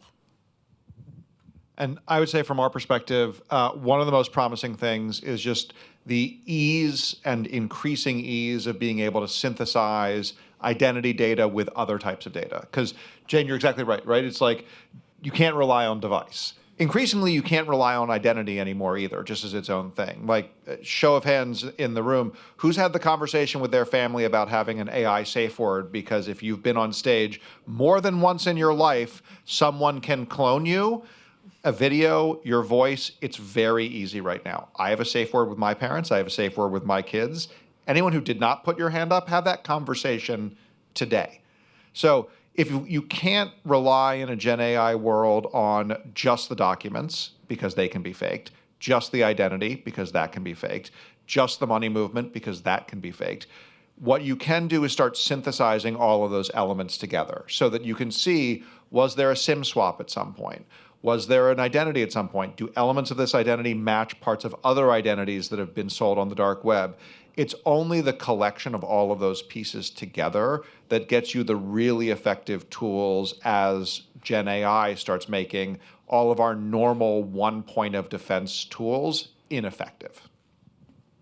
Thanks. So in our last question before we hand it back to Kate, we've got 150 people in this room. We've got 400 something people online. All of the people in this room are here because they care about scam prevention. And for most of the people in this room, it's at least part of their day job. And so I'm wondering if as our last word, you could share with this group what you need from them. We've built a ton of momentum with this task force and with the release of our recommendations. Where are you hoping that this group of leaders takes this work next, and where do you think we need to go? Jane, or go ahead, Yoel. I was just going to say, accountability is what comes next. I think one of the things the Aspen report pushes for, and something that's a big theme, is how can we not just have gatherings like this where we talk about our progress and celebrate the things that are going well, but also put data and meaningful transparency behind the work that's happening every single day. I think we've started to move in this direction in some sectors in the social media space, but we haven't always done so in a way that is focused on the unique challenges and opportunities in the space of combating scams and fraud. And so I think that push for not just some data, but specific data, not just transparency, but tailored transparency, and ultimately corporate accountability is one of the most meaningful things that we can do. And it has to be built ultimately with the experiences of users and consumers at the center of it. These can't just be ivory tower conversations. They can't just be boardroom conversations. They have to center the experiences of people who are victims of scams and ultimately be the basis for an inclusive whole of society conversation about these issues.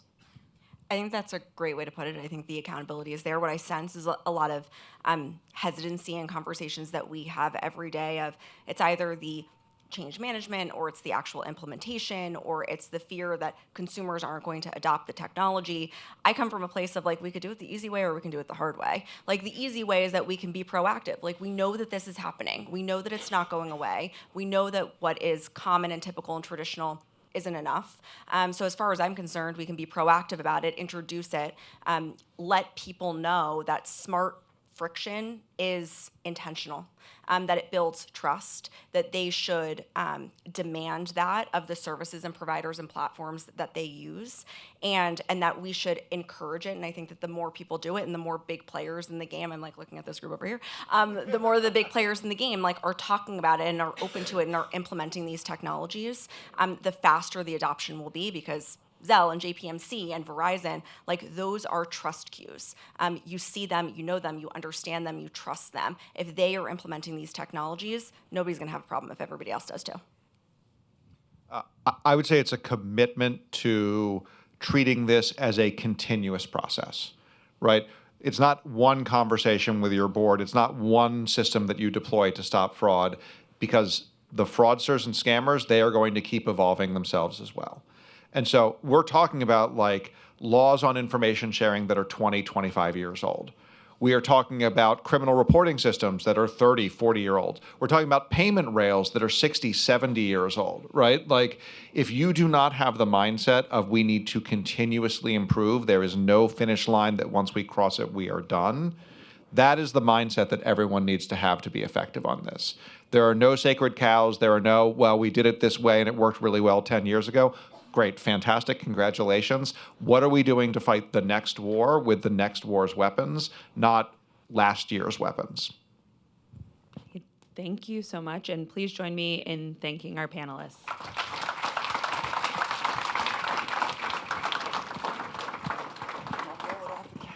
you so much, Aaron, John, Yoel, Jane. I really appreciate all of that inspiration. We've come to the end of our time together, and I have to tell you how hard it was to figure out who gets to speak today, because there are so many incredible experts that we learned from over this last year who engaged in really hard conversations. And so I just want to encourage you all. There are many more conversations about scams happening over the course of this fall, culminating, of course, in the Global Anti-Scam Summit in December. Thank you, friends, and thank you to Amazon for hosting us again. And so I want to leave us today with 3 calls to action that I think we've heard time and again in these conversations. The first, of course, and I think, Markham, you did such a beautiful job of laying out why it is so powerful in the seat that you sit in, to see that leaders in our federal government name this as a priority and take actions. And so the call for our own government to create a cross-jurisdictional plan that reforms laws, extends resources, and really superpowers the fight is a critical call to action for all of us to be asking for. On Monday, we delivered a letter to congressional leadership, to a number of different committee chairs that was signed by 45 task force member institutions asking for that action to be taken. The second is a continued call to our leaders in the private sector to continue committing resources to this fight, to working with peers across industry, and with law enforcement to collaborate, to continue to hone these best practices and involve them. And I think critically, as Yoel really called out for us today, to hold ourselves accountable to being good at this. And the final call to action is one of continued dialogue. Dan started our conversation today by noting how hard it is to get underneath these systems, to navigate complex systems and find actionable and effective solutions is not the easiest work.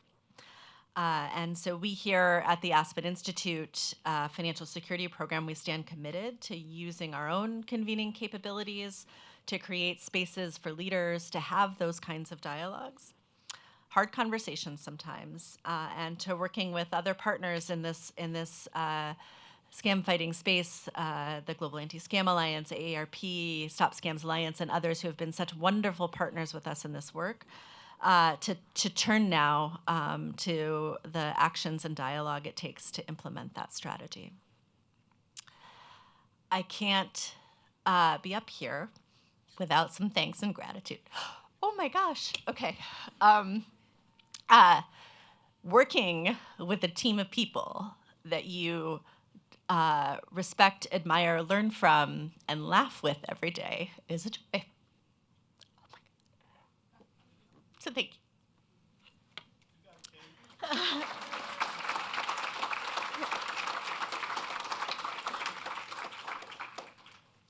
It has been the honor of a lifetime to work with all of you. Oh my God. So, I want to express my gratitude and thanks to that team, to Aaron and Nick and Layla and Molly, to my broader colleagues at Aspen, to Ida and Joe for your leadership, to my incredible expanded teams at Penta and Forbes Tate who supported us every step of the way, to these amazing sponsors who made this work possible.